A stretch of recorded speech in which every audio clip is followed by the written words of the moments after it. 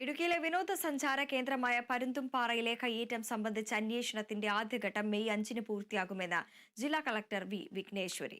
മഞ്ചുമല, പീരുമേട് എന്നീ വില്ലേജുകളിൽ 2 സർവേ നമ്പറിൽ സ്ഥലം കൈവശം വച്ചിരിക്കുന്ന 1000-ലധികം പേർക്ക് രേഖകൾ ഹാജരാക്കാൻ നിർദ്ദേശം നൽകി. ഇടുക്കിയിലെ പീരുമേട് വില്ലേജിലെ സർവേ നമ്പർ 534 ഭൂമിക്ക് നൽകിയ പട്ടയം ഉപയോഗിച്ചാണ് മഞ്ചുമല വില്ലേജിലെ സർവേ നമ്പർ 444 സർക്കാർ ഭൂമി കയ്യേറിയതെന്നാണ് റവന്യൂ വകുപ്പിന്റെ പ്രാഥമിക കണ്ടെത്തൽ. ഇത് സ്ഥിരീകരിക്കാനുള്ള പരിശോധനകളാണ് നടന്നുകൊണ്ടിരിക്കുന്നത്. 2 സർവേ നമ്പറിലും ഭൂമി കൈവശം വെച്ചിരിക്കുന്നവരോട് 15 ദിവസത്തിനുള്ളിൽ രേഖകൾ ഹാജരാക്കാൻ ആവശ്യപ്പെട്ടിട്ടുണ്ട്. ഇവ റവന്യൂ വകുപ്പിന്റെ കൈവശമുള്ള രേഖകളുമായി ഒത്തുനോക്കും.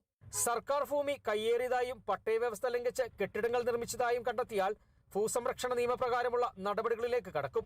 5 സർവേ നമ്പറുകളിൽ കെട്ടിട നിർമ്മാണത്തിന് ഏർപ്പെടുത്തിയ നിരോധാജ്ഞ പിൻവലിക്കേണ്ടത് മെയ് 5-നാണ്.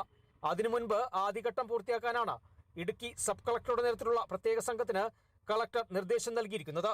ഇതോടൊപ്പം സ്ഥലത്തിന്റെ സർവേയും പുരോഗമിക്കുന്നുണ്ട്. മറ്റൊരു സർവേ നമ്പറിലെ പട്ടയം ഉപയോഗിച്ച് ഇവിടെ സ്ഥലം കൈവശം വെച്ചിരിക്കുന്നതായി സർവേയിൽ കണ്ടെത്തിയിട്ടുണ്ട്. ഇവർക്ക് യഥാർത്ഥത്തിൽ പട്ടയം കിട്ടിയ സ്ഥലം കണ്ടെത്താനുള്ള പരിശോധനകൾ സർവേ വിഭാഗവും നടത്തുന്നുണ്ട്.